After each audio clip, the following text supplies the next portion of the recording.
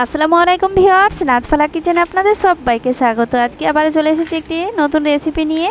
আজকে খুব সহজে আপনাদের সঙ্গে শেয়ার করব ধোসার রেসিপি। ডাল বাটাবাটি ভেজা ঝামেলা ছাড়াই আজকে আপনাদের সঙ্গে শেয়ার করছি ধোসার রেসিপি। তো রেসিপিটা খেতেও অসাধারণ, তো প্রথম থেকে শেষ পর্যন্ত দেখবেন, আশা করি সবাইকে ভালো লাগবে। চলে এসেছি রেসিপিতে। এখানে নিয়ে নিচ্ছি সুজি। তো সুজিটাকে আমি ভালো করে গুঁড়ো করে নিয়েছি। তো মিক্সিতে বা শিলে গুঁড়ো করে নিতে হবে ভালো করে। তো নিয়ে ভালো করে গুঁড়ো করে নিয়েছি। তারপরে দিয়ে দিচ্ছি ময়দা। ওইভাবেই মেপে দিয়েছি, সুজি যেইভাবে মেপে নিয়েছি সেইভাবে মেপে নিয়েছি সমান সমান করে। তো তারপরে দিয়ে দিচ্ছি লবণ স্বাদ মতো, দিয়ে মিক্সড করে নিচ্ছি।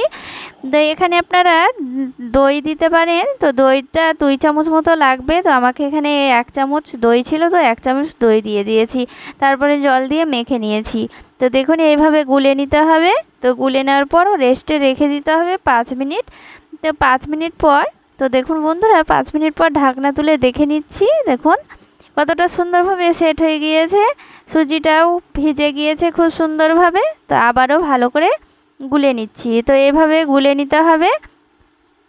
তো তারপরে দেখতেই পাচ্ছেন এখানে গুলে নিচ্ছি খুব সুন্দর করে। তো দেখুন বন্ধুরা, এইভাবে গুলে নিতে হবে, একেবারে পাতলাও করা যাবে না। তো দেখুন এখানে এবার 1 চিমটি খাবার সোডা দিয়ে দিচ্ছি। খাবার সোডাটা দিয়ে ভালো করে মেখে নিচ্ছি। তো ভালো করে আবারও গুলে নিচ্ছি। তো দেখুন এইভাবে গুলে নিতে হবে। তো দেখুন বন্ধুরা, গুলে নিয়েছি। তো তারপরে চলে যাবো রান্নায়। তো দেখুন আর একবার আমি এইভাবে নেড়ে নিচ্ছি।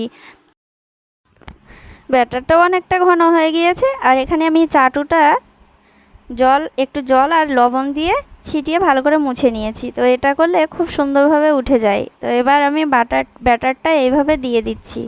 তো ব্যাটারটা অল্প অল্প করে দিয়ে দিতে হবে। তো দেখুন এইভাবে আপনাদের সঙ্গে খুব সহজভাবে দেখাচ্ছি। তো অল্প অল্প করে এইভাবে দিয়ে দেবেন খুব সুন্দরভাবে। তো এইভাবে, তো একবারে দিলে যদি না অসুবিধা হয়, তো আপনারা এইভাবে একটু একটু করে দিয়ে ধোসাটা তৈরি করে নেবেন। খুব সহজভাবে তৈরি হয়ে যাবে। আর অনেক সময় মধ্যবিত্ত ঘরের মানুষরা ইচ্ছে থাকলেও নানান কারণেও যেতে পারে না রেস্টুরেন্টে। তো দেখতেই পাচ্ছেন এইভাবে খুব সহজভাবে ধোসাটা আপনাদের সঙ্গে শেয়ার করছি। তো খুব সুন্দরভাবে উঠে যাচ্ছে, দেখতেই পাচ্ছেন। ধোসাটা এইভাবে বাড়িতে সহজভাবে তৈরি করে নেবেন। তো দেখুন এইভাবে আমি একটা তৈরি করে নিলাম। তো কতটা সুন্দরভাবে তৈরি হয়ে গেল। তো আবারও আমি চাটুতে ব্যাটারটা দিয়ে দিচ্ছি। একেবারে সহজভাবে আপনাদের সঙ্গে শেয়ার করলাম রেসিপিটা। তো দেখুন এইভাবে অল্প অল্প করে ব্যাটারটা দিয়ে আপনাদের সঙ্গে খুব সহজ, একেবারে সহজ, পানির মতো সহজভাবে আপনাদের সঙ্গে শেয়ার করছি। তো এইভাবেই তৈরি করবেন, খুব সুন্দর একটা ধোসা তৈরি হয়ে যাবে। তো দেখুন একবারে ব্যাটারটা না দিয়ে অল্প অল্প করে ব্যাটারটা দিয়ে যারা নতুন তারা এইভাবে তৈরি করে নেবেন, খুব সহজভাবে তৈরি হয়ে যাবে। তো এইভাবে আমি সবগুলোই তৈরি করে নেব ধোসাগুলো। তো দেখুন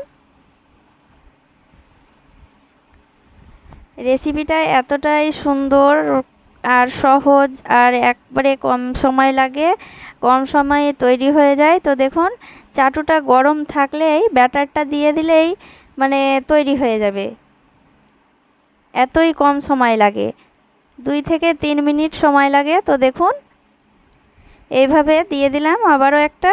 তো আবারও 2 থেকে 3 মিনিট পর দেখুন উল্টে দিচ্ছি। তো খুব সহজভাবে উঠে যাচ্ছে। তো এইভাবে তুলে নিচ্ছি। তো দেখুন বন্ধুরা, এটাও তৈরি হয়ে গেল। তো সবগুলোই তৈরি করে নিয়েছি। আর আওয়াজটা শুনুন, একেবারে মুড়মুড়ে হয়েছে। তো রেসিপিটা দেখতেই পাচ্ছেন কতটা সুন্দরভাবে তৈরি হয়ে গেল, আর কম সময়ে আর অল্প উপকরণ দিয়ে, একেবারে সামান্য উপকরণ দিয়ে। তো রেসিপিটা ভালো লাগলে অবশ্যই লাইক কমেন্ট শেয়ার করবেন। আর সবাই ভালো থাকেন। ধন্যবাদ।